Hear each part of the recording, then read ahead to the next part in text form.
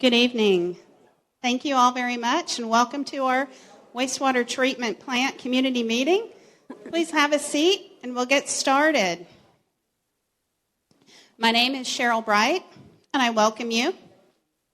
Tonight, we're going to have a presentation from Mayor Pappas and our Assistant City Manager, Beth Jones, Assistant City Manager and City Engineer, Beth Jones. I'd like to take a moment to recognize some people in the audience. We do have almost all of our City Council members here this evening. Please give us a wave. Thank you all very much. And we also have some staff here tonight. We have our City Manager, Sharon Citino, and our Public Works Director, Mark Velasquez, and some other staff members that have been working to put this together tonight. So after the presentations, we welcome people to come up and ask questions. I'll move this microphone to the aisle. Please make sure that you make room for everyone. We want to hear from everyone this evening. So ask your question, and we'll engage, and we'll keep running through the questions this evening. So without further ado, I'll turn it over to the mayor. Thank you.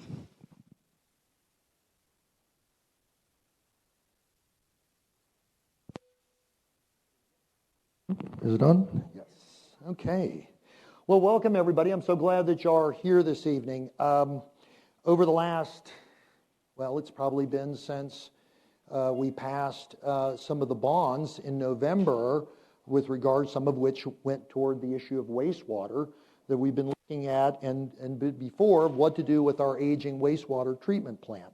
I fortunately had the ability, have been on council over the previous decade, and for years, one of the questions I was asking myself was, how much have we spent over the years on our wastewater treatment plant for this or for that? And because it occurred to me that, and the notion had come up, is that, have we just not paid attention? Have we just kind of let it go? And the answer to that is we, as a city, have spent millions over the years into that wastewater treatment plant. But over the years, it has needed more and more and more work. And one of the pieces of information that you'll receive tonight is what will we need over the next couple of years, depending on some of the various options. So that'll be some good information for you. But in terms of decision making and what happens, there's a couple of things that I wanted to pass along to you and why we're all here.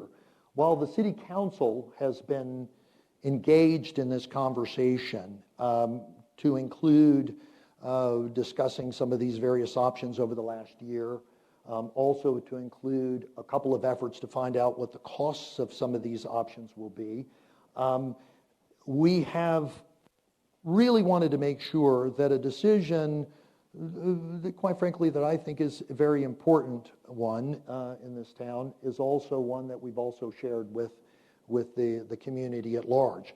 And certainly all of y'all are welcome to come to the city council meetings, and you're always there, and many people do, but not everybody does, and everybody's busy, they've got their own lives, and Monday night is generally filled with other more important things than listening to 7 people drone on about, whatever. And so that's why you're here tonight.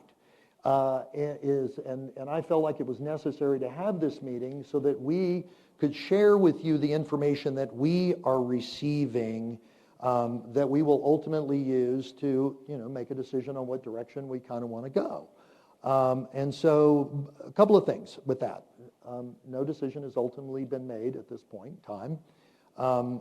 There are things happening, of course, because we will have to make a decision. Because when we ask ourselves, and if you look at the front page of your little handout, it says, how did we get here?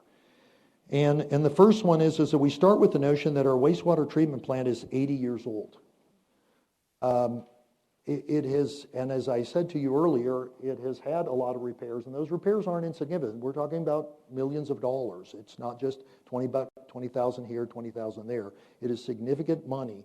And I can assure you that 2 or 3 votes that I was a part of when I was on city council, when it would come up in our budget, the questions were always be, well, can we get one more year out of that? Can you put some baling wire on that? Can we do this? Can we do that? Because the issue was always, well, we need more money for a new fire truck, or we need more money to raise our police policemen's salaries, or we need more money for this or for that, or for this or for that. And so it was always very difficult from a lot of perspectives because it's out of sight and it's out of mind. Now, y'all know that we've had, over the years, we have floated bonds to repair sewer lines and water lines and roads and drainage and things such as that. So it's not as if we haven't been doing things. We have, but we have come to a critical junction where we need to really do something with that plant, and now's the time, one way or the other. And so our step 2 is we hired HDR Engineering to assess the condition of the wastewater treatment plant. One of the real bright spots over the last year or two is that when we hired our assistant city manager, Beth Jones here, Beth Jones also comes with this engineer degree, an engineer title, and has had some experience. So we, in addition to our third-party people, we also have somebody in-house that can evaluate this that is actually one of our own and not a third party. So part of this whole process is also the addition of some very critical staff to this process. The next thing we did was we looked at the cost to rehab, rebuild, or decommission the wastewater treatment plant. Now, I will tell you that those costs have had some iterations over a period of time. The first time we got the costs, and we heard this a few months back, personally, I felt like there was a little too much in the way of contingencies that were there, and I wanted a little bit more information. And so we authorized, City Council authorized HDR to come back and relook at it again and go into a little bit more depth. And then they came in with the current figures that you'll see here tonight. And so I think we tried very, very hard from a process to get as accurate as we can without doing any actual design work on it, which would ultimately pinpoint the cost far more exacting. What we did next was we passed a $30 million bond this last November. And as many of you understand, we needed that for a lot of reasons. We needed that because no matter what happens, what option the city ultimately takes, our collection system will be ours to run. All the sewer lines, all the lift stations, everything that we have in terms of infrastructure in the city will remain ours and will remain our responsibility. And so a significant aspect or asset of our infrastructure will always be ours to maintain. And so we needed to do that. And we've got work to do there. And so in that regard, we needed some bond authority to do that. And we looked at it from a standpoint and said, well, what is the cheapest option here? Well, the cheapest option is, as you've all seen from this, is to decommission the water treatment plant and tie into Houston. That's the cheapest option. Well, so what we did was we said we're going to add that cost that we can anticipate into the $30 million, so at least we have that there. If we ultimately decide to do something different, obviously that's not enough, and we'd have to go back. But at the very least, we'd have that. And so that is where you ended up getting your $30 million. And of course, as y'all know, that passed like 67%, I think, something in that range back in November. And then the final step would ultimately be for council to decide the path forward. Look, that decision, like I said at the outset, has not been made, but we are ultimately moving that way, and we're moving that way because of the costs involved into maintaining this and the significant costs that will take between now and a couple of years from now when whatever we do occurs. And so those aren't insignificant. We're talking about, in a couple instances, and I think you'll see some of the information, millions of dollars between now and then, irrespective of the cost to repair, replace, or decommission. So in any event, that is, with a little bit of background with that, we're glad that you're all here. We're glad that you're interested. We want you to become very, very informed by this whole situation. And so this is your opportunity to ask some questions, to ask your questions, to probe the information. Beth is going to give a presentation of some of the information, and then we can get in more depth with questions that you may have with regard to this. I will tell you, it's not, certainly hasn't been my intention for this to be a debate about this. Council's not debating this tonight. You can make, obviously make whatever comments you want to make, but this is really more about information asking questions. If you're smart, you'll ask leading questions. At that point in time, you can make your argument within them. So, which is what I do sometimes, so I kind of get around it. But in any event, we're glad you're here, and Beth, can turn it over to you, and then we can go from there. Thank you, Mayor. Good evening. I'll do my very best to not drone on, as the mayor said. I'll try and make wastewater as exciting as possible. So thank you for coming out tonight. As the mayor mentioned, we hired HDR probably about a year and a half ago to start doing a condition assessment of our wastewater treatment plant. We knew simple things about it. There were parts breaking, end of life, so on and so forth. So we hired HDR to come in and do an assessment.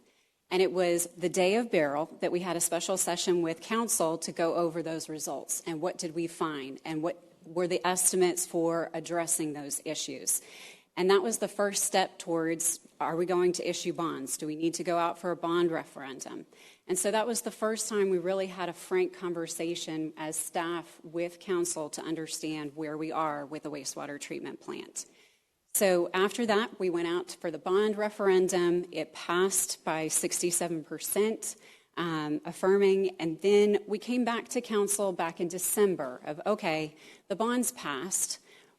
Are we prepared to decommission the plant? What are our options? And so we presented to council again, and there were still some questions about, okay, when HDR presented the different wastewater treatment plant options, there were ranges, and there were different treatment methods. And so what we decided to do at that point was, let's tighten that up. Let's get a better idea of what it would be if we pulled some levers, and what is the cheapest wastewater treatment plant that we could build. What would that cost us? Now, of course, again, as the mayor said, we weren't designing it. You have to make some assumptions. You have to have contingencies. And so back in April, we came back to council and presented those updated costs. And so what we're doing now is presenting the options to you so that you understand what council's looked at, what staff has looked at, and the different options involved. So option one is to rehabilitate/replace the wastewater treatment plant on the existing site. As the mayor stated, it's 80 years old. There's a number of equipment and pieces that are not rehabable. They are time to be replaced. But there are a few things that we can repurpose and rehab. And so that's one of the options. Now, another option is to build a new wastewater treatment plant, completely new, on the adjacent site, which is the Public Works laydown yard.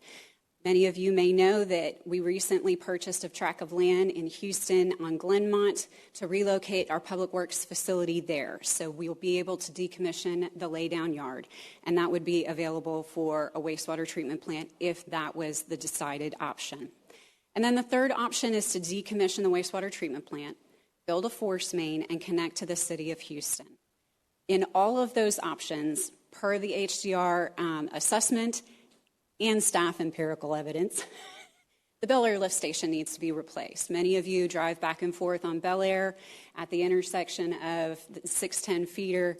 That weird stuff in the median, that's our lift station. And so we have staff parking in the road at the intersection to maintain it. It's not a safe situation. It's not an ideal situation.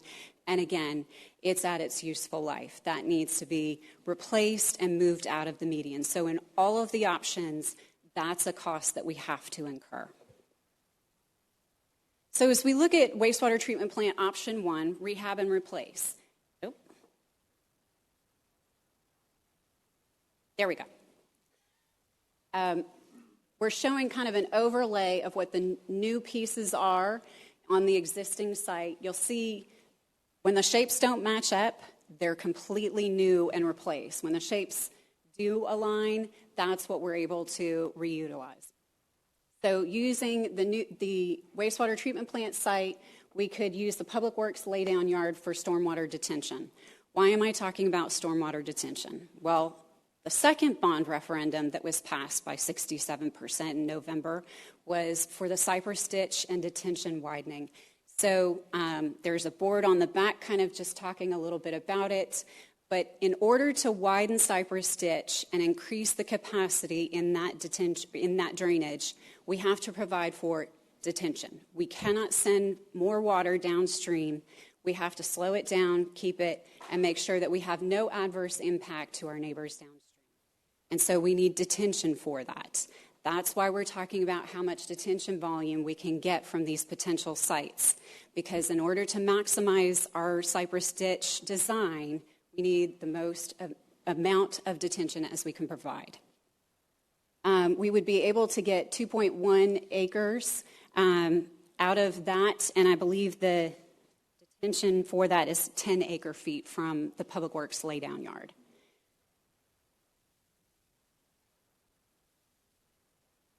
That's just acres. That's the footprint, and then the acre feet were 10 acre feet. Yeah. So the second option is a completely new wastewater treatment plant for $131.7 million. It's an additional cost because you're making all new facilities. We're not able to repurpose anything. And then you would still get about 4.4 acres of green space, and that detention volume is 32 acre feet. So when we look at that, the important thing to know and understand with option 1 and option 2, you'll see how close both of those are to properties, to residences right next to it. That's why we kind of did the overlay with houses. So you see that that is right adjacent to neighborhoods. What that means is that TCEQ requires a 150-foot buffer between new facilities or major rehabs and existing businesses and residences. We don't have that. So in both option 1 and option 2, we have to apply for a variance from TCEQ. These options both assume that TCEQ would approve that. That also means that in our designs, we have to make sure that we have additional odor abatement. That cost increases with a design. That might be something where another treatment plant in another community might not have to do because they meet the 150-foot buffer. In either case, we don't. So it's going to drive up our cost. And then our third wastewater treatment plant option is to decommission the wastewater treatment plant and connect to Houston. So that little carve out is, I'm sorry, it takes a minute to connect. I'll jump. That little carve out there, I'm not allowed to drive. See, this is the problem. So that carve out is our existing lift station for the treatment plant. And what we'll be able to do is repurpose that, and that will become the lift station that we would connect a force main to Houston. And just outside the image that you'll see in a moment is where Houston's treatment plant is. Just outside the picture. It is literally across the street, 2,000 feet away. It is probably the most ideal situation that you could have if you were looking to decommission a wastewater treatment plant. Hang on, it's going to show. It's the lift station. It's the existing lift station for the treatment plant to get the water through. But we could repurpose it and upsize some of the pumps in order to get that and connect that force main to Houston.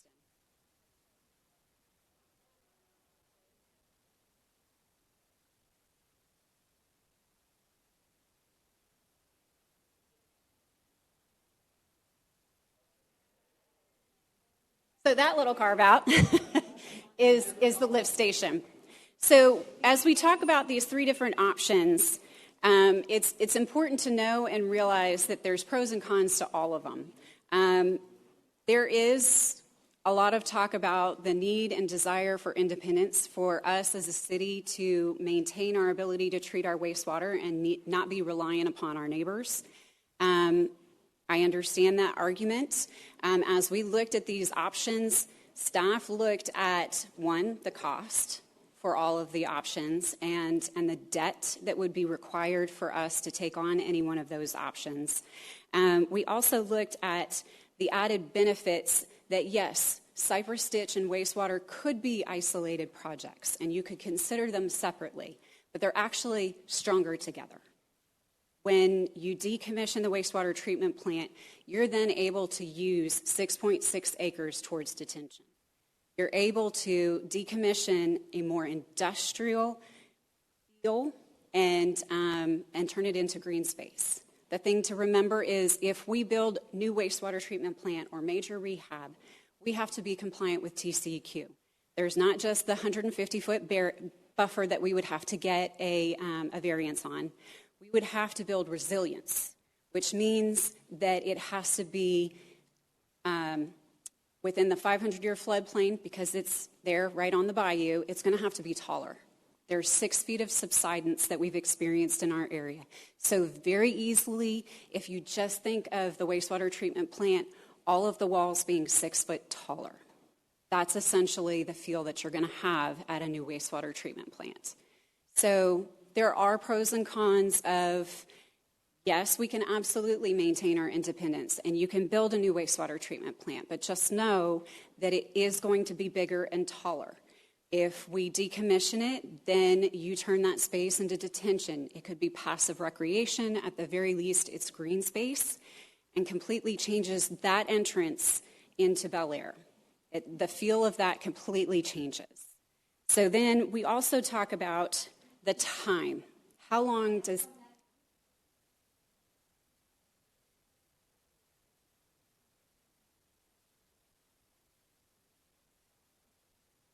Right, I haven't gotten to that. If you give me a second, thank you. So as we talk about these options, there's a timeline that's involved. We can't just decommission, we can't just build a new treatment plant. To build a new treatment plant, even rehab, you have to apply for a new permit, you have to design, and then you have to construct. So we have to keep our treatment plant running in the meanwhile. And we're looking at, if we do option 1 or 2, it's still 3.5 years out before we could switch and move over to a new treatment plant. In that 3.5 years, we're looking at $1.6 million in capital expenditures to keep our wastewater treatment plant running. That's a sunk cost. We have to do it. We have to keep it running. We have to remain compliant with TCEQ. And then if we decommission, that still takes time. We're looking at about a 2.5-year project. And the capital that we would have to invest in our existing treatment plant just to keep that running in 2.5 years is about $655,000. So no matter what, one, the status quo does not apply anymore. We are at a point where we have to make a decision, whether it's a new treatment plant of some sort or to decommission. We have to continue to invest until we move forward and connect to something else, whether it's a new treatment plant or Houston. And in that time, we talk about the capital set aside. The mayor mentioned over and over about how much we have invested in our existing treatment plant. In an ideal situation, so that you have capital replacement, an annual set aside should be more in the range of, if you have a $105 million project, which is option 1, you're looking at $3.16 million a year that we should be setting aside to ensure that we're properly maintaining our facilities. That's not in our budget right now. And if we did the $131 million project, that capital set aside is $3.9 million per year. So these are significant amounts of money that we're looking at. I'm going to get to kind of a summary slide, and we'll talk about those different options. I want to talk about a couple of different things that we have as soon as it shows up. There's the debt that we have to issue for option 1 and option 2, and how significantly that would increase our cost to treat wastewater. Right now, our current cost as a city, this is not the amount you see on your bill, it's a cost, it's not the rate. So the city's cost per 1,000 gallons of wastewater is $2.54. That's what it costs Bel Air to pay or to treat wastewater. The rate that Houston would charge is $1.90. That would be the rate that Houston would charge us to connect. So they follow the same rules that we do. So they have an agreement that every utility for water and wastewater, we do a cost of service study by law. We don't get to come up with numbers arbitrarily. The only way we come up with rates is a cost of service. And what does it cost Bel Air to treat wastewater between our lift stations, our collection system, our treatment plants? Houston has to do the same thing. And so when they have their master fee schedule, just like we have our master fee schedule, it is based off of a cost of service. And so their cost of service currently says $1.90 for this year.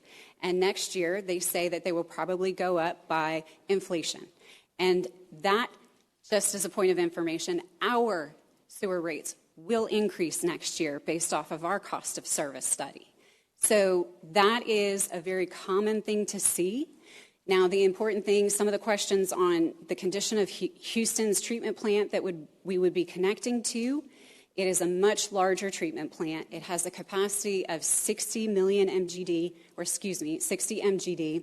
And then right now it operates at about 40 million. They're going to do a major rehab to their plant for $250 to $350 million. It is already in design and in procurement. It will occur in the next 5 to 7 years. That rehab has already been baked into their current rate structure. That is already in there, and that is spread between all of their users. So for reference, when we look at this, when I say that our current rate is our current cost to treat is $2.54 per 1,000 gallons. If you go down to treatment cost at option 1, if we did option 1, our cost to treat plus that debt, that annual debt service that we would have to cover, our cost to treat wastewater then becomes $14.52 per 1,000 gallons. That's a significant increase. If we went with option 2 for $131 million, that rate or that cost is $16.78 per 1,000 gallons. You would see some very significant rate increases in your bills.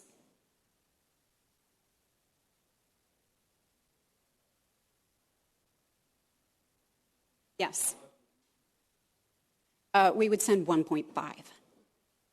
We are not a blip on their radar, and the idea that this is a huge windfall to Houston, they have the capacity, they're willing to treat. They don't really care if we come or don't, right? This is a Bel Air decision. This is not a Houston decision. They said, yes, we have the capacity. If you would like to come, we have space, we can take you. But they do this for a number of what they call wholesale customers. They do it for MUDs. They do it for other cities. There is no special Bel Air price that Houston is charging. It is part of their master fee schedule, and everybody who's a wholesale customer like we would be and take our wastewater all the way to their treatment plant and not into their collection system would pay the $1.90. It is a universal rate.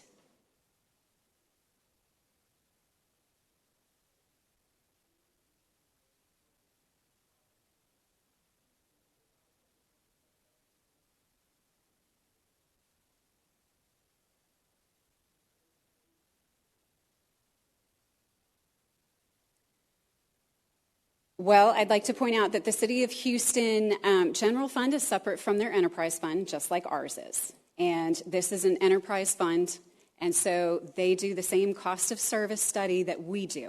So their rates correspond to the cost for them to serve water or wastewater.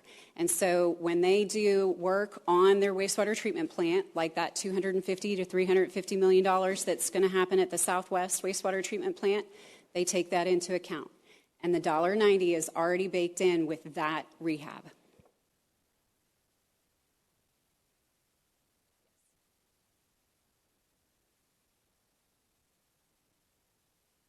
Well, that's 25 years later. I'm not going to be here. I joke, but seriously, our bonds are 25 years, right? So at that point, we're probably talking about a pretty major rehab to that beautiful new option 1. Yes.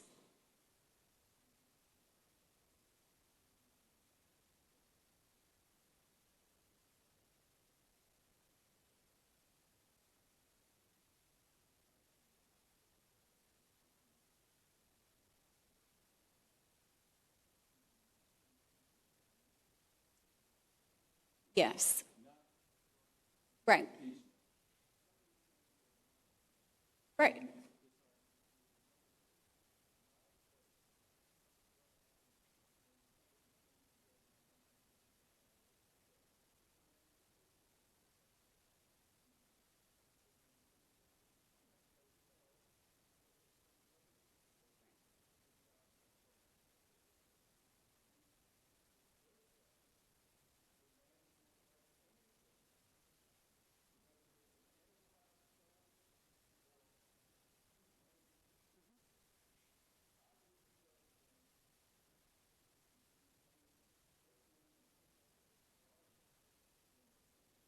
So how that works is, okay, I can answer your question. The question was, what happens if they decide to do something different with their Southwest wastewater treatment plant?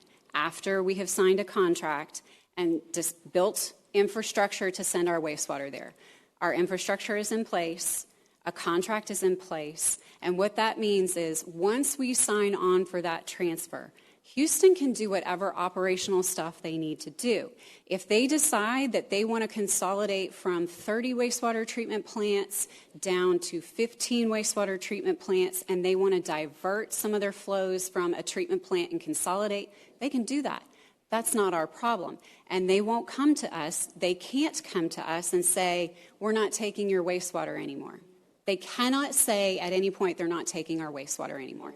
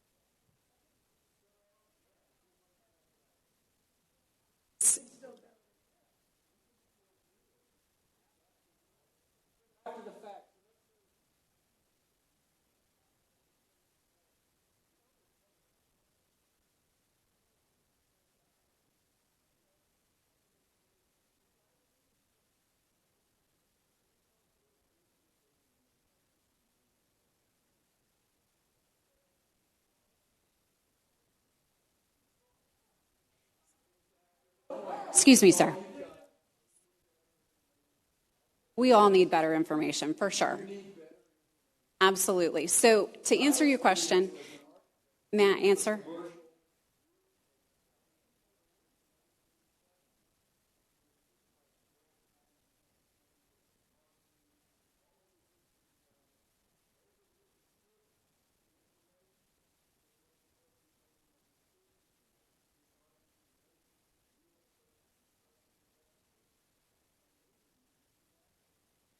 So at what point does it make it pencil?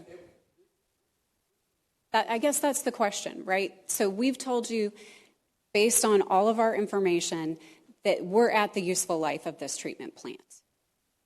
Far past. Staff, HDR.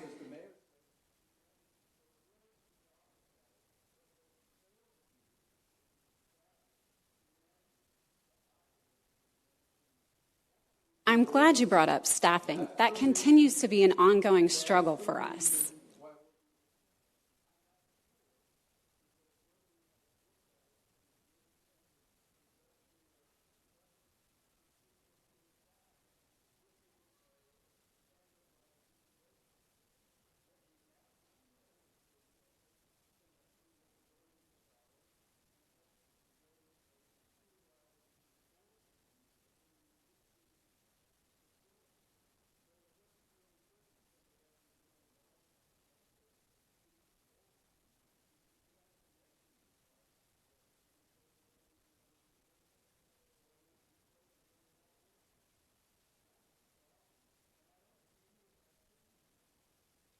There's some truth to that. So the truth part. So As you mentioned, staffing continues to be a challenge for us. We have 4 full-time employees positions as plant operators. Our plant operators are required to operate not only our wastewater treatment plant, but also our 3 water plants. So of those 4 spots, I've been here for a year and a half, and I can count that there has been 2 weeks where we have ever had 4 people in those positions. Those positions are very hard to fill, and there's a cost that comes with that perpetual vacancy. It means that preventative maintenance isn't always done on the timely schedule. That means that we have to outsource some of that work. That means sometimes it's not even done. And yes, that's at a cost. And we do our very best to recruit, retain, love on our employees as best we can, make sure that they're fully trained. But that continues to be an ongoing staffing issue, which will continue to be a challenge for us with option 1 and option 2. Option 3 allows us to not have to staff for a wastewater treatment plant at that point.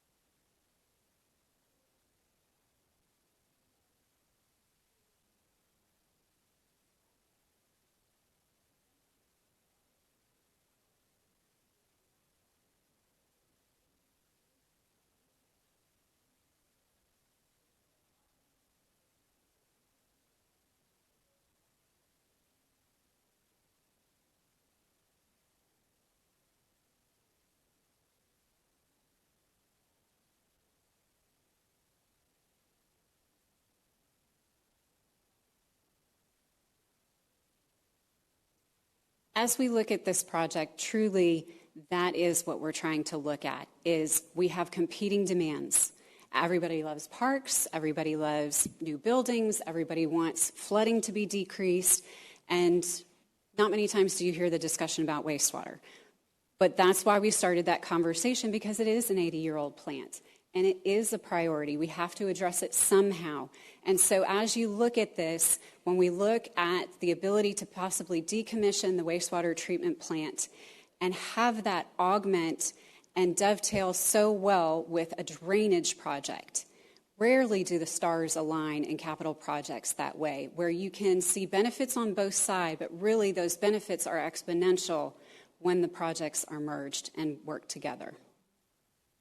I think we want to hook up mics so that people can actually hear. I know that we're broadcasting, so Yeah, let's mic people up. All right, just a quick question here. So I heard some comments around, City of Houston reliability, tying into infrastructure we don't control. It does make sense, though, financially to kind of hand over the processing of the wastewater. So from the assessments that were done, what have we done in terms of looking at the City of Houston's infrastructure? I know you said it's a reliable facility, has the capacity, but as we hand that over, it kind of you're passing the baton. Some of the things that we're worried about now, City of Houston is worried about. So what have we done to reassure that there won't be reliability concerns, and that we sit kind of on the leading edge of their decision making? So when they do make infrastructure upgrades, that we have a voice on that panel. Have we, what's been done in this space? Yes, thank you for asking. City staff and the mayor met with representatives from the City of Houston, their wastewater operations, and their capital projects, specifically to get a better understanding of what's going on at the Southwest Wastewater Treatment Plant. As I mentioned there, it's a 60 MGD plant. For comparison, option 1 and option 2, That's a 2.5 MGD plant. So we are a very, very small fraction of what the Southwest treatment plant could handle. And so when you talk about their maintenance of it, they have the same challenges we do. They don't have any other option. They don't get to fail. They don't get to send their wastewater to someplace else. They're the 4th largest city in the United States. They have to be in this business. We don't have to be in this business. We have options, and that's why we're talking about what our options are. So yes, they still have staffing concerns. They still have challenges with maintenance contracts and how much it costs to rehab their plants because the contractors who do this work are getting fewer and fewer. And as they renew their TCEQ permits, just like us, the requirements get stricter and stricter. And so what we have to treat today and to the standards we treat today will only get tighter and harder. And so when we look at option 1 and 2, we have to consider that in 10 years when we renew our permit, chances are TCEQ is going to come and say, okay, well, that's great, but we now want your levels here, and that's going to be a whole new treatment method that we have to find space on that lot for. Houston has to do that. Houston has to consider that, but they have economies of scale. They have the ability to divert their flows between their treatment plants. We are one singular treatment plant. We have no economy of scale. And because you think because it's a 2.5 million gallon plant, that it's cheaper. But the cost per gallon to build that treatment plant and to design is actually much more expensive. Think about you bought a lot in Bel Air and you want to build a 1,200 square foot house, or you want to build a 5,000 square foot house. You still have the cost of the lot. That's kind of what we're talking about, that one treatment plant, you don't have economies of scale. You don't get to divide that by 5,000 square feet. Sorry, I don't know if you answered my question. If they decide to forego maintenance or not do maintenance or expand or not expand, which then ultimately leads to rate increases and things, as a major customer in the region, how do we ensure that we have a voice in those decisions? Well, being good partners with them. Certainly, we are in communication with them, and as part of the contract that we would send to them, they ask for us to be a good partner with them, whereas if we have certain things going on within our city, they want to know about it and because it could impact their treatment plant. And so that's being a good partner. And if we find that they're not maintaining the way they should be, we can certainly be a good partner and say, hey, we're concerned. But what they're bound by is they're under a consent decree. And I know a lot of people have thrown those words around and it sounds big and scary. But what that allows for is, first, Houston was the last city in Texas to go under last large city to go under a consent decree. That consent decree gives their council the political cover to make the investment in the infrastructure that they need to.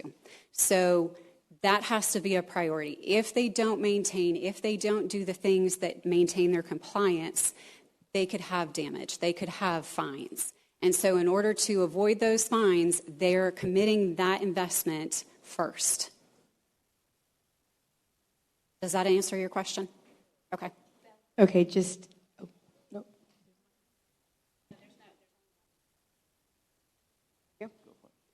Okay, thank you. So quick question, actually. When you were talking about potentially, like in Houston, they might have delayed maintenance. They might have staffing issues with their wastewater treatment plant.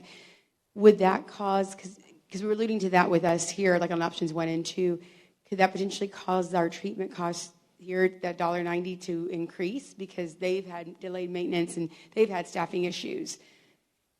Not so much the staffing issues, but maintenance, yeah. Sure. So but I think the thing to keep in mind is our rates will increase. Their rates will increase. The cost of service... It's across the board. It's going to go up.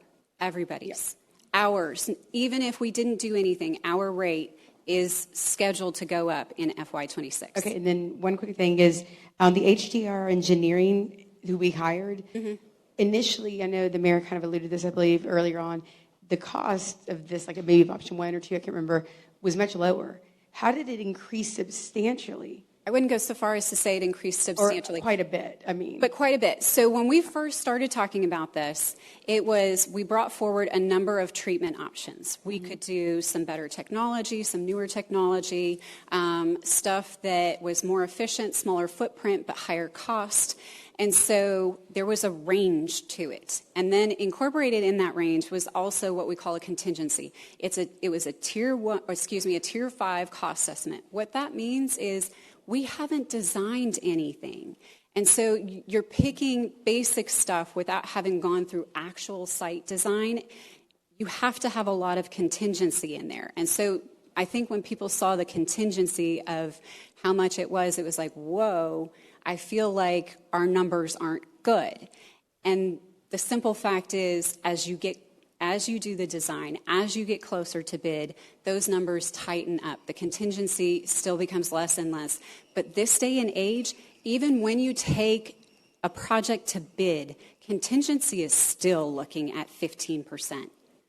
So yes, there was an increase. Yes, part of that was because we are so tight on those sites, and we don't have space for additional stuff.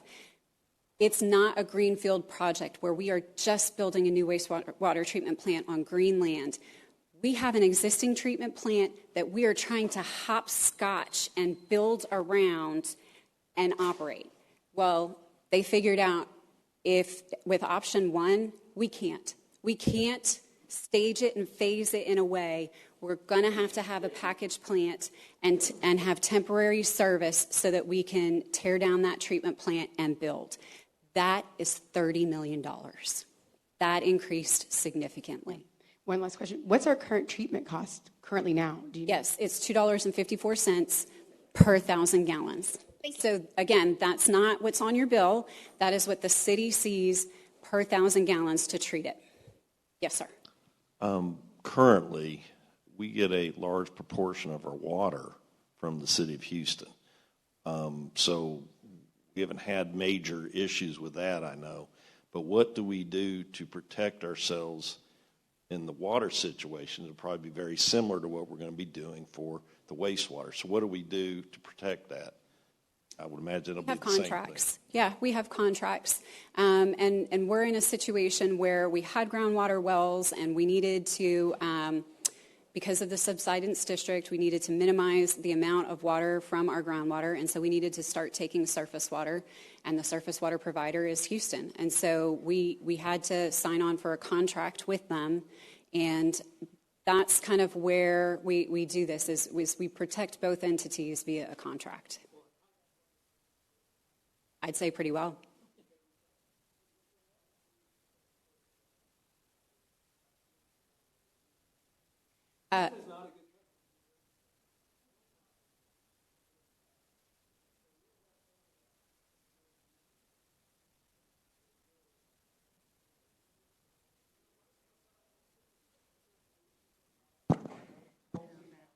That's certainly not the discussion tonight. Yeah, so I have just a few questions. So I think it's pretty much a no-brainer for the options. You know, we're looking at $100 to $130 million. We have a waste treatment plant with the city of Houston. I know people don't like them, but it's right on the other side of Beach Nut. You tunnel under, right? They probably tunnel under and connect. We can disband the system, create green space and parks for the residents. You know, we can reduce the flooding in Bel Air. Similar, I guess, to what we're going to do on the retention ponds that they built on North Brazewood. That when the bayou overflows, it flows into there. So retention ponds. So we got decreased flooding in the community. Everybody says they don't like to buy in Bel Air because it floods. Okay. We have green space. We're saving a ton of money. We have a bond that's issued at $30 million. Well, it's not issued, it's been approved, but we haven't used any of that money yet. So we only would have to use, according to that, 11.48 million, maybe more, but a lot less than 30 million. That's less tax burden. I don't know how much the city of Bel Air is in debt, but I know it's a lot. It's probably not good. That's maybe a question I'd like to know. So why would you want to accumulate more debt? Yeah. And the the city of Houston has it. They've approved bonds. They're paying for their renovations. They're going to increase their capacity. And so, what we contribute to them is very little. I think the amount of money that we had paid them on an annual contract is going to be far less than what it would cost to build or renovate. So, plus the maintenance, the cost of treating the water, as you said, the employees.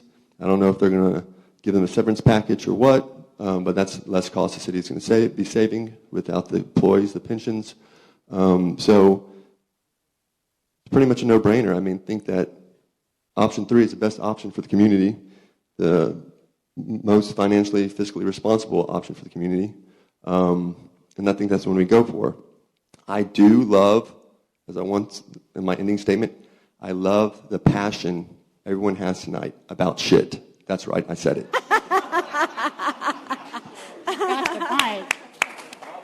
All right. Do we have a question? We have a couple of more questions over here. Oh, okay. Okay, last question. All in favor of option 3, raise your hand. I think that's pretty much the majority. That's probably the consensus of the community in Bel Air. Okay. There you go, council members. All right.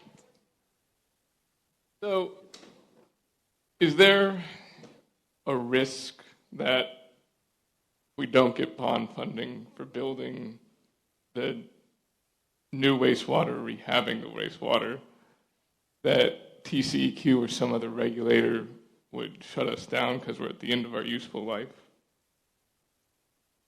Okay, I'm trying to make sure. So that we got 80 years on the current, and if we don't rehab it or refurbish it, is there a risk that it will? So TCEQ won't come shut us down because it's an old plant. Okay. TCEQ comes and does inspections, and you could potentially have violations to your permit if you're not meeting the requirements. With an older plant that has continued issues, it is harder and harder to maintain compliance. The simple fact is the city has had an odor violation in the past few years, and we had to do some measures around the headworks to try and mitigate that. But as I mentioned, it's an old plant, so you're just kind of putting a Band-Aid and some misters around it as best we can. Now, if you build a new plant, you can do better technology and try and mitigate it in the newest technology, but you still have houses right across the street. That doesn't change. Is there a risk that we cannot continue using the old plant if we just keep on going? Yes, and that would be a significant risk. And we don't have guaranteed bond funding to refurbish the plant or Correct. build a new one. So if council decided that option 1 or option 2 were the best path forward, we would need to get more permission on bonds. We only have a $30 million permission. And there would be a risk we'd need to decommission the plant during that time. We would have to continue capital outlay to ensure the city's compliance with TCEQ. Okay. Yes, ma'am. Certain violations correspond to fines. The question on how much debt the city currently has, we have $92 million in debt at present. That's what we're paying. Right after February, we made our last payment. It stands at $92 million presently.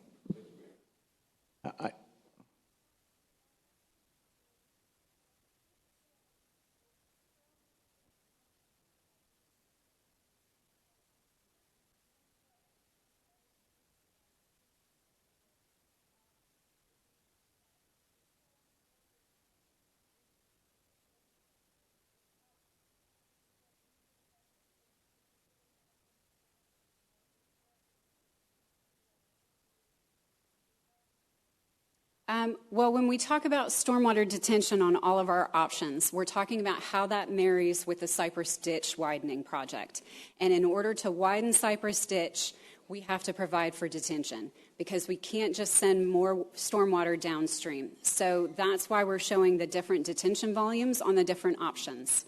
So if we go with smaller detention volumes, then we need to find detention in other locations, or we need to change our design on Cypress Ditch and not maximize the flow in Cypress Ditch.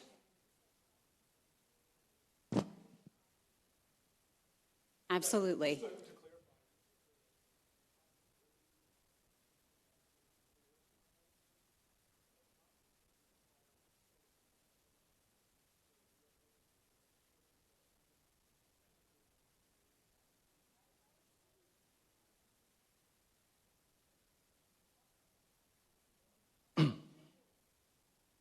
I got a couple of questions.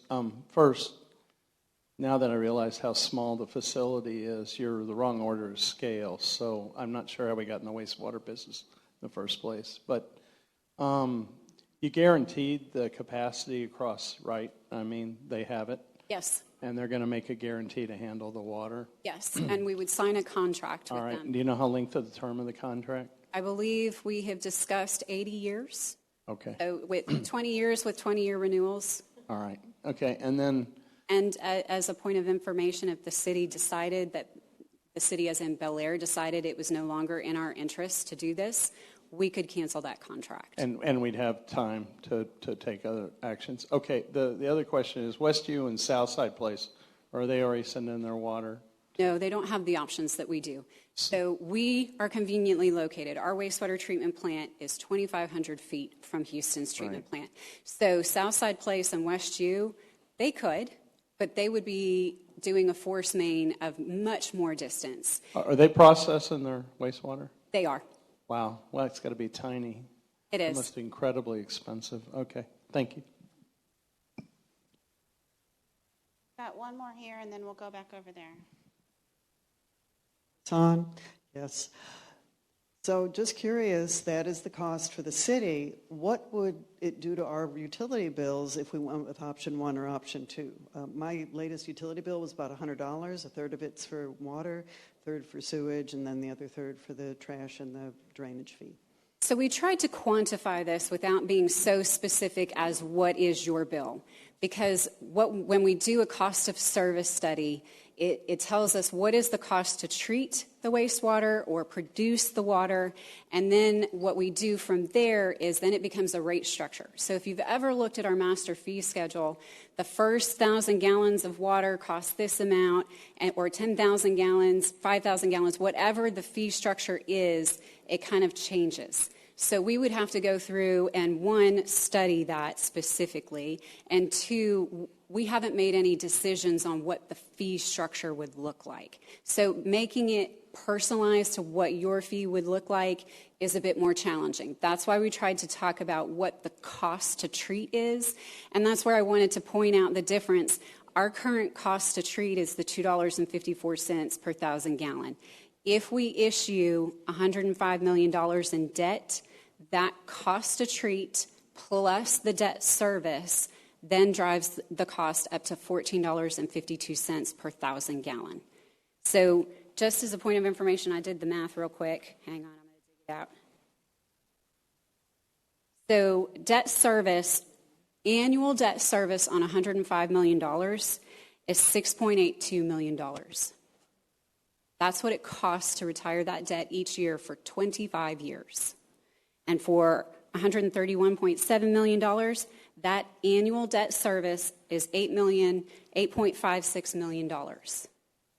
So somewhere in our 17,000 residents, 6,387 sewer connections, we would have to absorb that. Whereas if we connect to Houston, that is absorbed in all of their ratepayers. We are just a minor blip of all their ratepayers.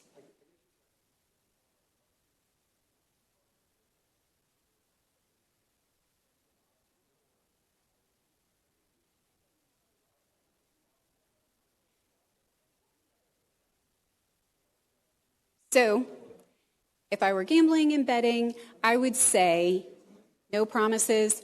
I'm not the person who studies the rate. They get paid very well and do them professionally. I would guess that our sewer rates would stay similar, right? So what would happen if we tied on to Houston? Right, but think about it. So that's just for wastewater treatment. We still have collection system costs and operations. So, and we would have to absorb the $1.5 million to tie on to Houston. So that's still debt that we would have to issue. Thank you. The lift station, the impact fee and lift station. So option 3 still costs $11.5 million, and we would have to issue that debt too. So it would stay much closer to where we are used to seeing our bills now. If we do option 1 and 2, the bills will go up significantly. Hi, we have some questions over here on this side. I believe you said that we could terminate or get out of a contract if we determined it was in our best interests. Is the same thing going to be true for the city of Houston? No. See, they're on the receiving end. That's kind of our contract with them is they can't terminate our service. Once we sign that contract, they have to accept our wastewater. So if their operations change and they decide to decommission Southwest Wastewater Treatment Plant, our agreement says that's where we deliver it. And if they decide to move to someplace else and send all their wastewater someplace else, they're responsible for all of their wastewater. And is that contract going to be for 80 years, 20-year renewal? I believe it's 20, and then for renewable, 20-year. I think total time is 80 years if we keep renewing it. Yes. All right. I think we have a question right here. You have a question, ma'am? No? Oh, okay. We have one right here, I know. No. You don't want? Okay. Sorry about this.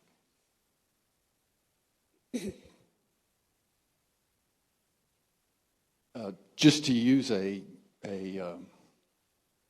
going to call it a common sense analogy. The city of Bel Air is like somebody who goes to the doctor and the doctor tells them, you need to have your kidneys removed. And the choices is you can go on dialysis for the rest of your life and be hooked up to a machine, or you could get a transplant. And that transplant could either be a human transplant or it could be a machine transplant, a medical device implanted in your body that performs the same function. You've got options. The issue then becomes when the doctor tells you you've got option A and it's X amount, and then you've got option B that's 3 times that amount, and then you've got option C that is 4 times that amount, and then you're supposed to make a decision on what's the best course for you. Most people in that situation would say, you know what?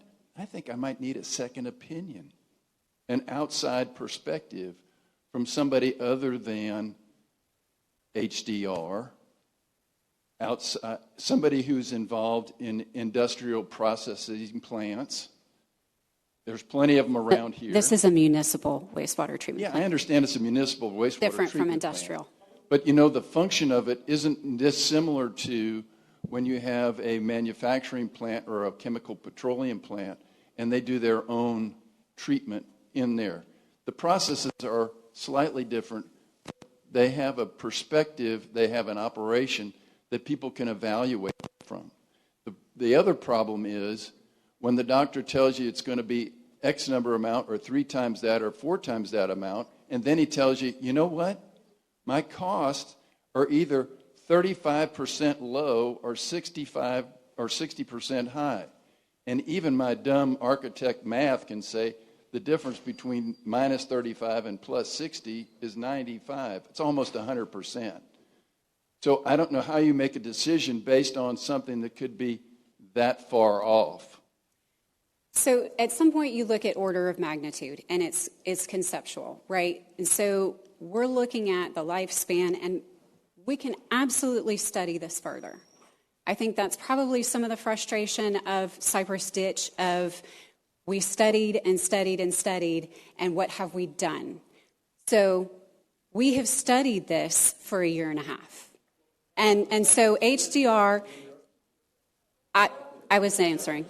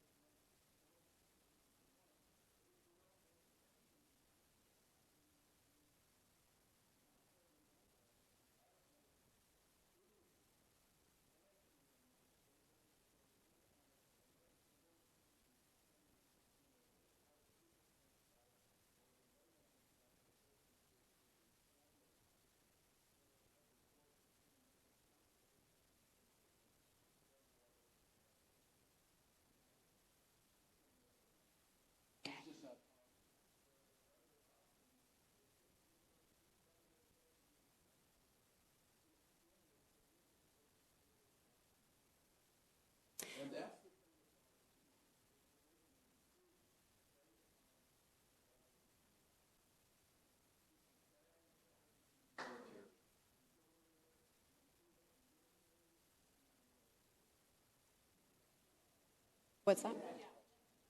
Right. Yeah, I just have So maybe just for reference, I did reach out to some other engineering firms who also do wastewater because HDR is not the only business in town, as you mentioned. However, it's worth noting that that study was a year and a half long, and the city spent $280,000 for that. So we could certainly study more at a cost. But just for reference, the cost for a 1.5 MGD plant in expansion in the city of Tomball is $73 million. We're looking at a 2.5 MGD plant. And that was an expansion and greenfield. They had the space. The city of Alvin for a 2.5, their cost was $83 million. And again, that was another greenfield project, not like ours. The city of Manville, theirs was only a 1 MGD plant, and their project construction is $44 million. And then in Pearland, there's a 6 MGD plant, and that cost is $243 million. So we might not like the information. That doesn't mean it's bad information. And so it's a significant cost. And when we look even at other communities, other municipal wastewater treatment plants, these are significant costs. Could it be a little bit less? Maybe. Is an $80 million plant what we want to do? Maybe it's only 80, but that's still a significant increase to your bill every month. And do we want to be in the business of a wastewater treatment plant? That's the other question. So just from some of the earlier comments, it seems like people are afraid that we get into this contract with Houston and then they have unilateral rights to escalate the costs. What it sounded like your response was, and I just want a clarification, was that it's like a regulated utility, right? If they're going to increase rates, they have to put together a rate-based case. They have to go in front of that utility board, and they have to get approval for that. They don't have the unilateral right to raise those rates. So that process is, they're bound like we are to do a cost of service study. So they compile all of their financial information and what they spent on operations, capital, all of that to treat wastewater, and then they develop their cost of service. They do the same thing we do. So for that cost to escalate, they would have to show that they have spent that. And that's kind of how that works. So it's not a unilateral escalation. It's a cost of service. Does that mean the collections are segregated? Like they can't raise the rates to fund other things? It's got to be based on that rate base, on that rate case. It has to be based on that rate. So with us separating this out, if we decommission and send our wastewater to Houston, part of our rate will incorporate that cost from Houston, as well as we still own and operate our collection system. And so we would have to recoup enough in our rate to pay for both, but not more. This is not profit. This is cost of service. And Houston is bound by the same rules. Also, it's worth noting that their city council approves those rates just like our city council, and they have the same political pressure that our city council does. Their residents don't want their rates to increase, so they feel the same pressure politically as our folks do.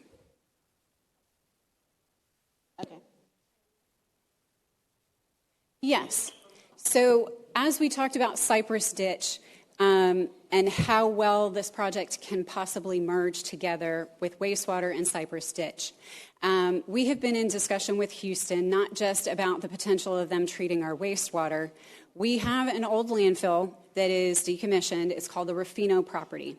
It's on the west side of town. We don't really use it. We just have it. And that is something that Houston would really like to have. That's advantageous to progressing their drainage program. And what we need is a couple of tracks over by the bayou, the police substation, and I think an old decommissioned public works facility of theirs. So those two tracks are advantageous to our program, and the Rufino track is advantageous to their program. And so what we have talked about is, what if we swap? And we've done appraisals on all the land, and it turns out that Rufino's worth more. So what do we do with that? Houston doesn't necessarily have the ability to just stroke us a check for a little over $5 million. Interestingly enough, they're not quite as nimble as we are. So what do? We don't walk away from that $5 million. We want it. And so what they can do is they can give us a credit to our impact fees. Anybody who ties on to their infrastructure pays an impact fee. And so that would be a $5 million credit towards our impact fee and decrease that payment.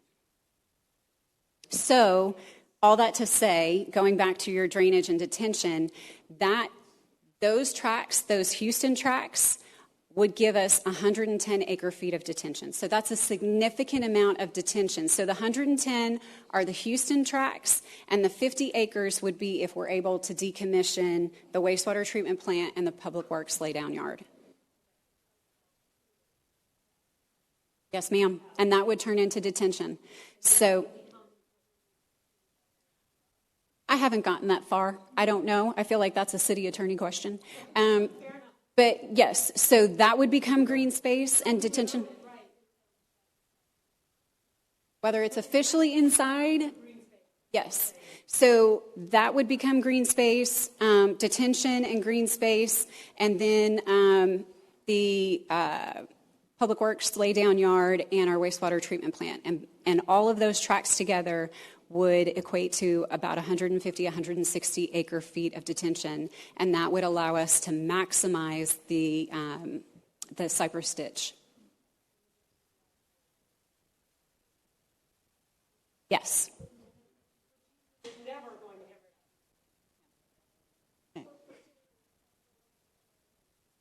If council decides to decommission the wastewater treatment plant. So the 11.5 takes into account that credit. So normally that would be higher, $5 million higher, but because of that credit, yes, it's already kind of baked in there.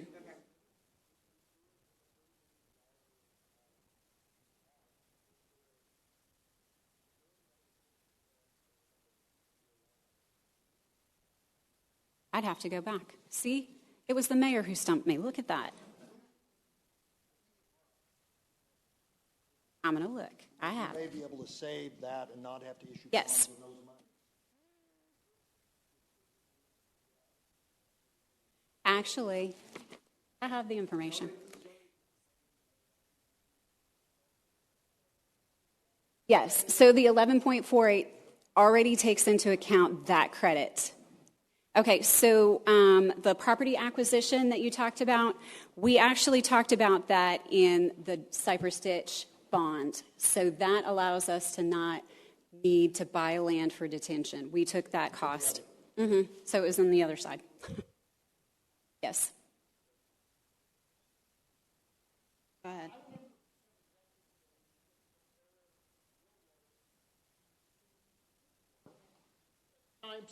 At the time, some of the issues were subsidence, and I don't hear much about subsidence anymore, but it may still be an issue.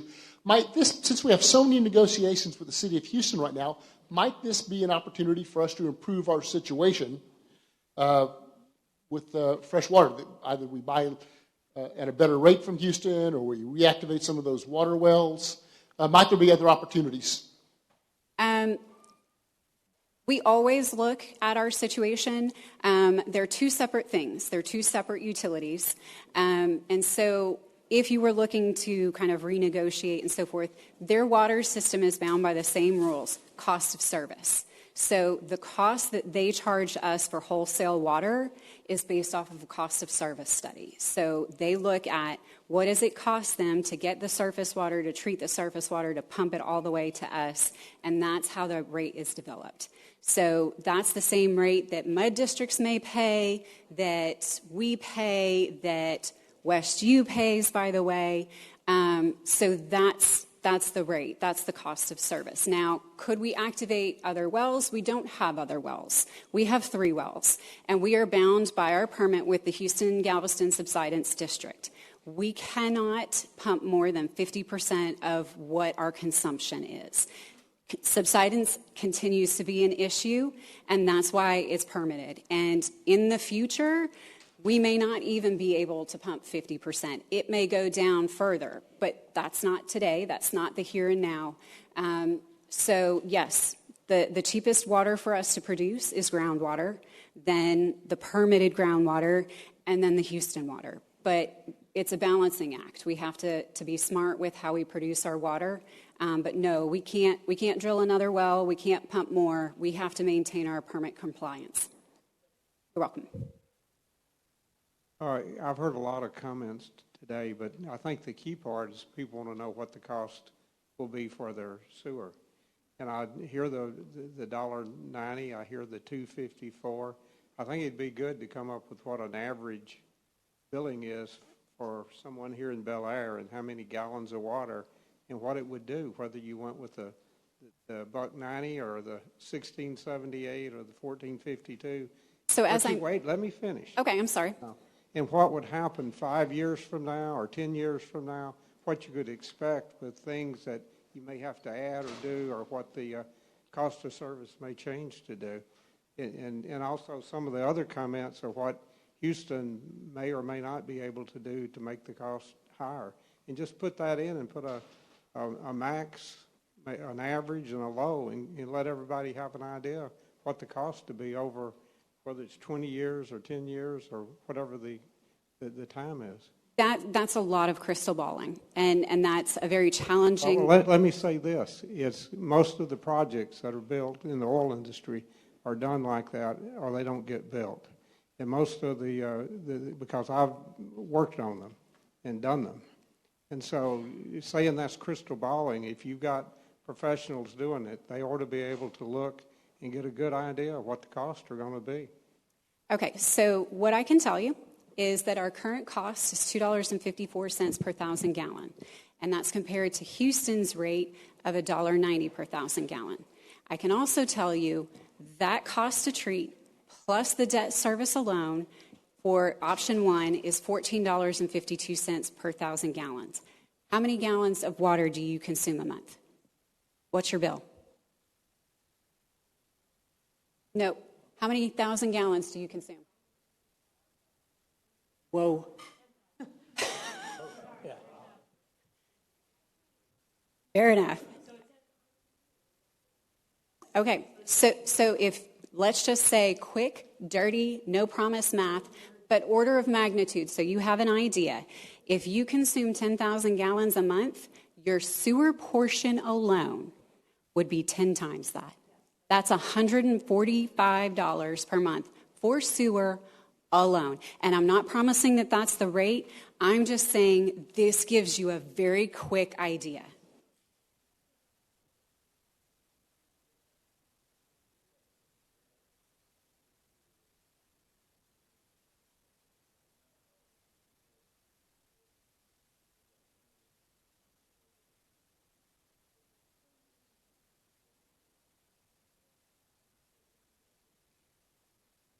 So what debt service is it's our cost to retire that bond.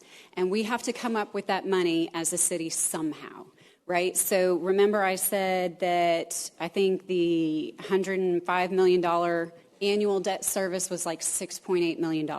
We don't have that in our budget today. We have to find $6.8 million to service that debt, to pay that payment each year. And so the increase, if it were borne solely on a rate, on the cost of service, it would increase to $14.52 per 1,000 gallons.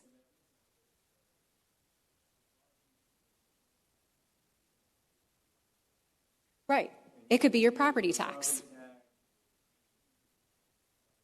So at the end of the day, the city has to, we're saying option 1, $105 million. The city has to find $6.8 million to pay that bill each year. So we could get it through rates, we could get it through property tax, but the problem with Bel Air is that we have very little commercial sales tax. We have property tax, and we have utility rates. Well, guess what? Those are the same people. It's a bedroom community. So we can't spread some of the wealth, so to speak, among commercial and get it through sales tax. So yes, we could get it off of property tax. or utility rates.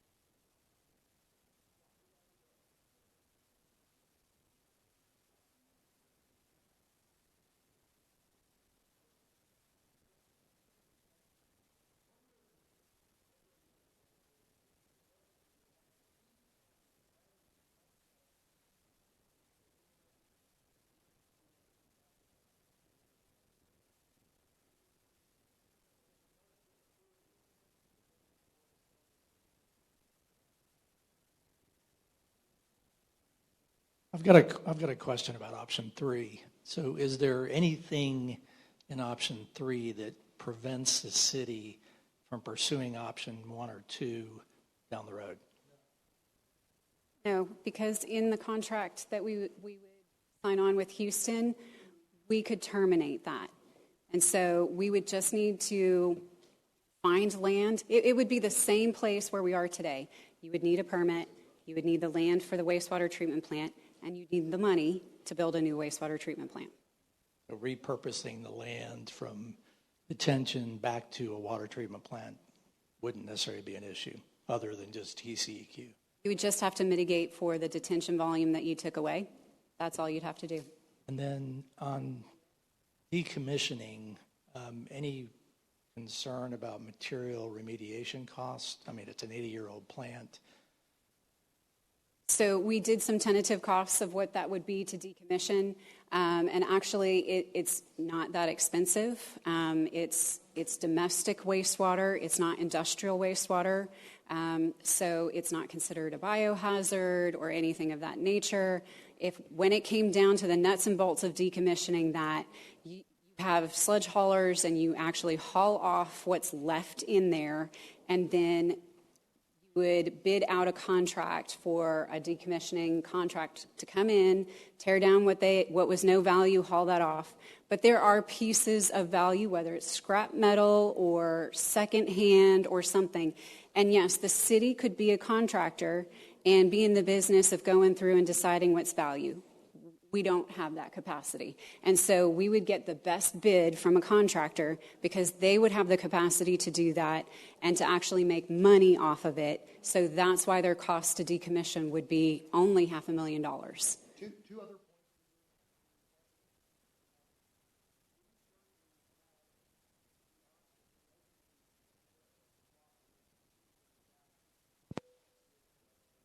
points. $110 acre feet.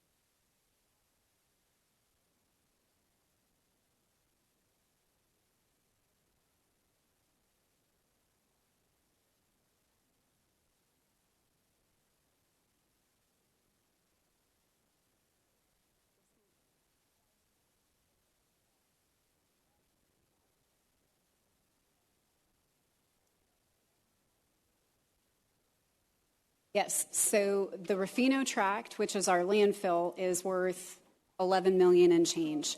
And then the Houston tracts are worth less, and so that $5 million credit would go towards the impact fee. Yes, ma'am.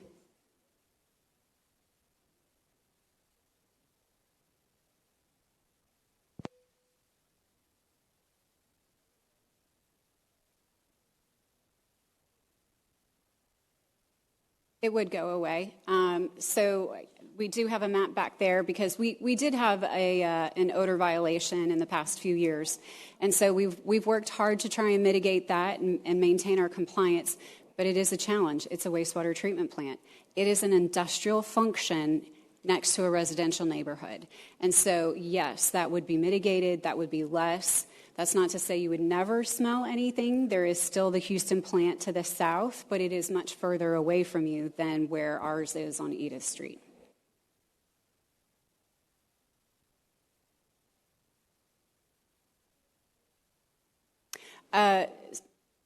So stormwater detention, what we would do is decommission and remove everything that's on the site existing and then build essentially a pond. So that's what it would be. It would be green space, potentially passive recreation in the future. A detention pond, yeah.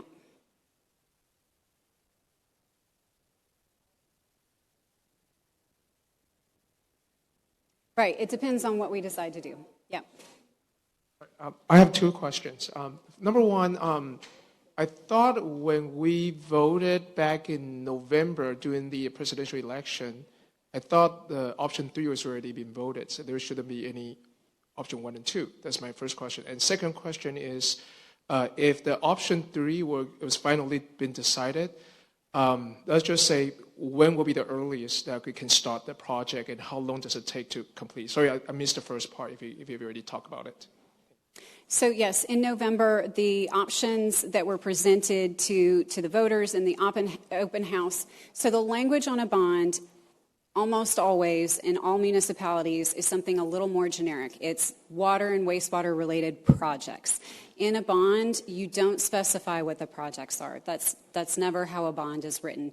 You tie it at least to what it is, streets or the wastewater or water. And so that was the bond referendum, was $30 million towards water and wastewater projects. But with that in mind, how we got to $30 million was that meeting we had with council in July where we talked about what were the results from HDR's assessment. And it was rehab, replace, or decommission. And at that time, we leaned towards the decommission. And so that was what was presented to residents as the likely projects of how that $30 million would be spent. So the voters voted, and the permission is granted for $30 million worth of debt for water and wastewater projects. But at this point in time, there has not been a full decision point of, are we decommissioning the wastewater treatment plant? That would occur when the contract with Houston is brought forward to council, and that's when the full decision needs to be made. What is the future of that old recycling site that's just kind of sitting there?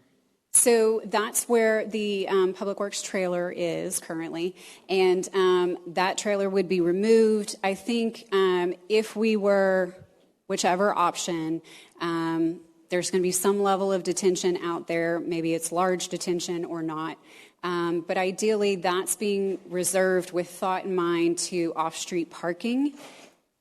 It's not part of any bond, any CIP project at this point in time, but that would be an ideal location for off-street parking if we decided to do some level of passive recreation on the detention sites.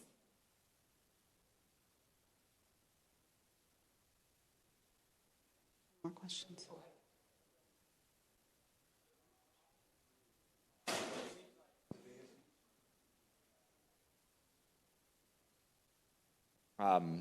My name's Cal. I just wanted to thank the council members for doing this. I actually live a few streets away from this water treatment plant, and it has not been pleasant. It's a huge eyesore. It's unsafe. My question is for option 3, if we did go with option 1 and 2 and we got to do another vote, are we talking breaking ground in 2 years and then it taking 3.5 years?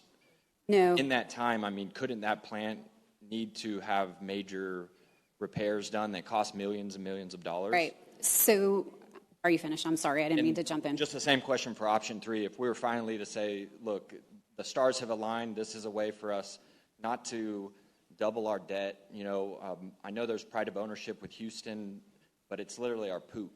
You know, we're 7,000 residents. Let's just ship it across the street. We got 16 acres of green space. We beautify that side, that entrance of Bel Air, which thousands of people come into. I mean, it is truly astonishing to see the buildings. When I drive over here and I see these buildings here, and then to go over there, I don't know if a lot of you have just driven past that place. I mean, we needed to replace it 20, 30, 40 years ago, and it's an embarrassment, honestly, and I'm worried this vote, I could move out of Bel Air based off of this vote, right? Option 3 seems like a no-brainer, but my question is, if we decided, hey, option 3, we're going to do it, like, when do we start breaking ground? When do we get this going? My worry is that we're here in a year doing the same exact rodeo. So with option 3, we have the bonding permission that we could get going on it as quickly as council approves a contract with Houston. So that's the one that we have the permission to move on the fastest. We would start design for the pump station and force main to Houston. We would finalize the design on detention. So we could really kick that off very quickly. But even still, we're talking about 2.5 years. So we have to continue to maintain our wastewater treatment plant for 2.5 years.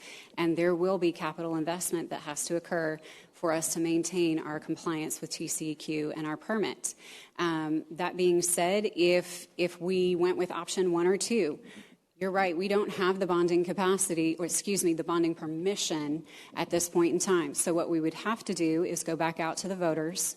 It takes time to get on the ballot and have a bond election. In the meanwhile, we could potentially decide to use some of the $30 million to issue a design contract to an engineering firm and at least get that moving.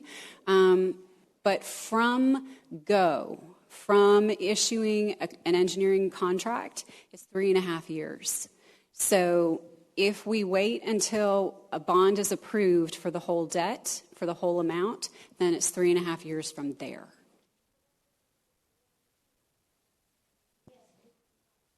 No, there's no guarantee. I mean, we do have permit requirements that we would have to meet, and we have to improve our technology to do the best we can, but it is still a wastewater treatment plant. It still treats wastewater.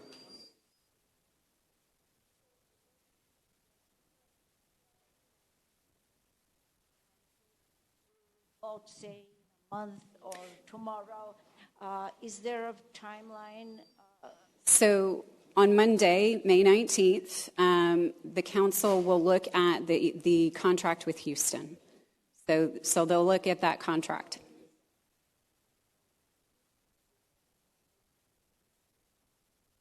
Yes, I think that's the purpose of tonight, is to have that discussion and get a feel for thoughts and concerns on it.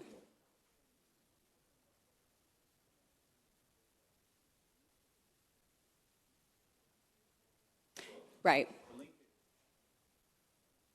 No, we would be using an existing lift station, so we'd have to retrofit it and upgrade that, as well as design the force main. A force main is easier to design, but we have to get the permissions and right-of-way and easements. Mm-hmm.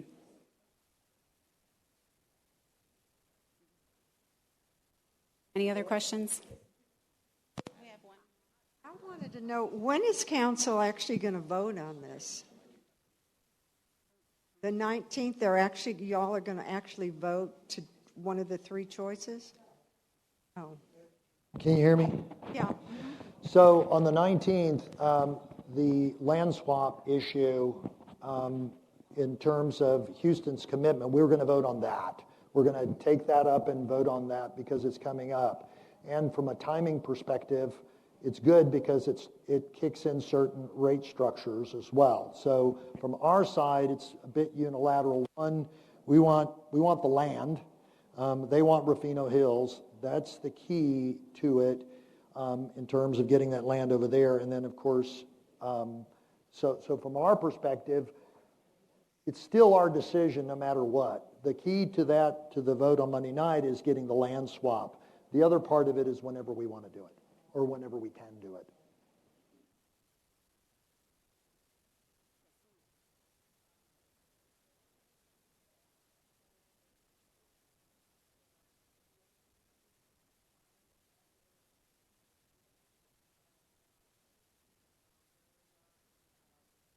Agree or disagree, and bringing it to the citizens to hear your information based on the evidence that you've collected over time.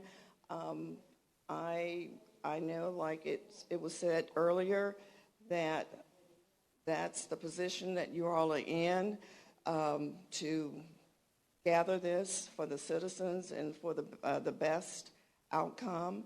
And I think several of these types of meetings have gone on in the past, and I think you continue to be informative and bring the information to the public. So I appreciate that, and give a forum where we can hear the cons and pros and discuss it in such a way that we can maybe come to a consensus that's best for the whole city. So I appreciate your efforts.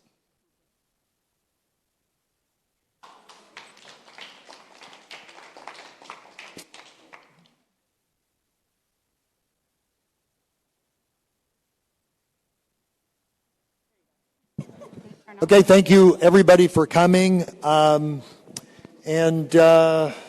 appreciate your input. Of course, by all means, we'll be around for a few minutes if you have any other questions that you want to talk to us personally. Anyway, thank you.